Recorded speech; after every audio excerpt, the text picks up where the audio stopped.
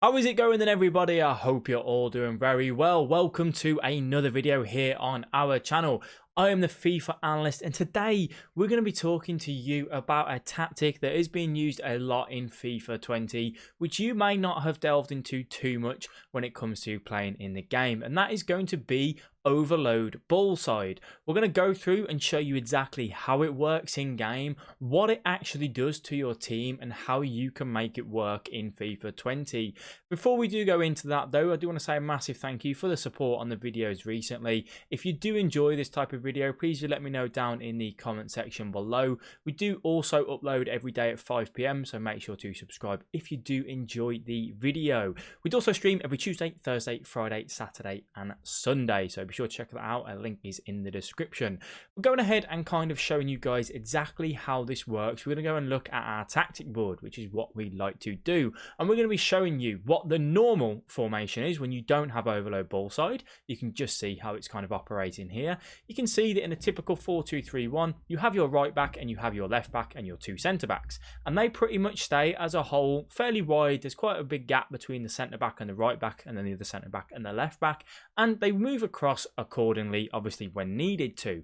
When it comes to overload ball side, it is a little bit different. We're just going to slow this down here. You can just see the left back comes over. They kind of make their way to, the edge of the D, but not so much. They're kind of halfway through to the halfway mark, if that kind of makes sense, across on the pitch. What that means is that essentially you are keeping your team shape accordingly as you want it to. And the overload ball side is a little bit different.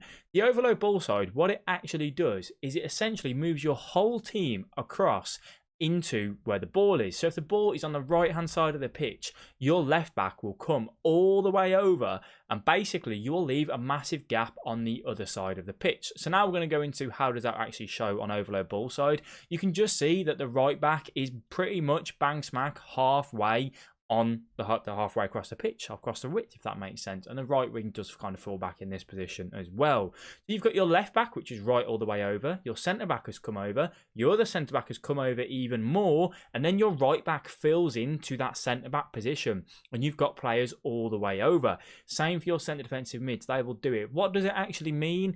Your whole team is basically going to double side onto the opponent's team, making it very difficult for them to find a pass. Yes, you are going to leave a lot of space on the other side of the pitch. So if they switch it, your team will naturally then go and switch over to that side as well. However, most players in FIFA don't actually tend to do that. They don't go from one side to the other side for a quick switch and then look to dart down the line.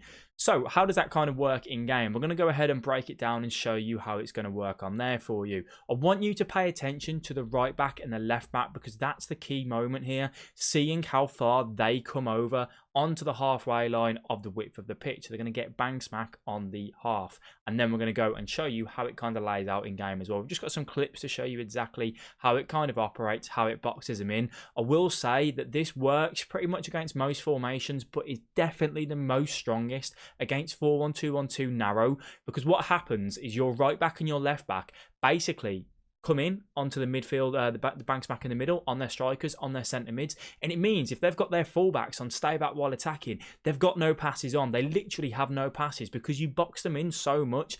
If they haven't got their fullbacks on balanced, they've got no one to pass to. So it is really, really effective for you to use in those sort of situations. Now we're going to go ahead and show you. You can just see here, look where Cancelo is, my right back, and look at my two centre backs. They've moved over massively. And what we're doing is we want to confine them into this space and box them in.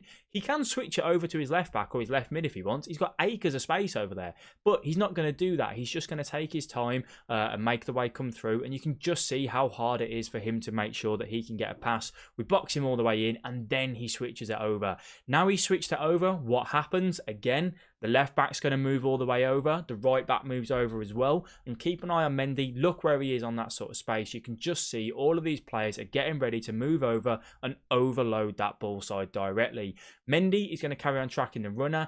The right back, the right CDM, and the other centre back are all going to push down, whilst Ferdinand and Mendy are going to stay where they are. If this didn't have overload ball side, Mendy would have been further up, and my other defender, which is Delit, would be covering that Werner run instead of how it was laid out in that situation. That's how the overload ball side essentially works in game directly. It is really, really strong. It's something that the pros have been using now. I don't know how long. I've had a few people message me, a couple of pro players as well, saying, I've been using this. What do you think of it? So I've started testing it out myself a little bit more. I used to run it when I used to do down and right, overload ball side, and down and left for team press as well, which that kind of works quite effectively when you're chasing a game, but I've never ran it as a whole from the start of the game, and that's what I've been doing over the last few games to see how it kind of works. For your reference as well, if you are wanting to try this as a tactic, you have to press down on the D-pad and then right, and that's how you kind of activate it in the game. And it is really, really strong, guys. It makes it so difficult for the opponent to find a pass. I think with this as well, we will jump into my tactics in just a second. I think you have got to run the right tactics with it as well. I feel like if you probably have a really, really high width, it might be a little bit different. I haven't tried it, but it may play a little bit different in game as well. But it's so key to making it hard for the opponent to find a pass. What that then means is that if they give the ball away, you can find the counter like we have done there with Ronaldo. We win the ball back, boom. We managed to then go and grab a goal. So you guys need to give this a go in Weekend League. See how you find it. Give it a bit of time. Just try and keep an eye on the patterns that your defenders are going to make and how much your team is going to pull over. Just look at it there. We're absolutely boxing him in. You can just see he's not got any passes on.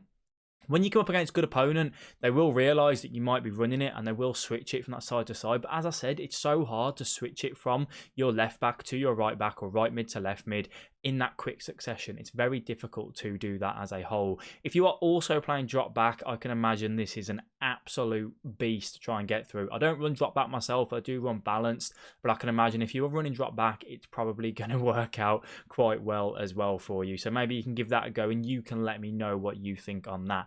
So one of the key things that you have obviously got to keep in mind is when it comes to your custom tactics. So I've just got on screen what I've been running while using this. I go balanced in the defensive style, but I think one of the key things here is the idea on the width. Now I feel like if you're running, let's say 7 on the width, anything higher than what I'm running now at 4, it might play a little bit differently. I think the narrower you go might be better here, because what you're going to be doing is literally moving your whole team over to overload that one ball side. Whereas if you have got quite wide width, you're going to have a lot of space in between those defenders, and it's not going to box them in as much as you'd like. It won't kind of double team them. In a way, the overload ball side is kind of like using second man press, R1 or RB, because they literally just put so much pressure on all the passing lanes, but you don't need to hold the R1 or RB while you're doing it.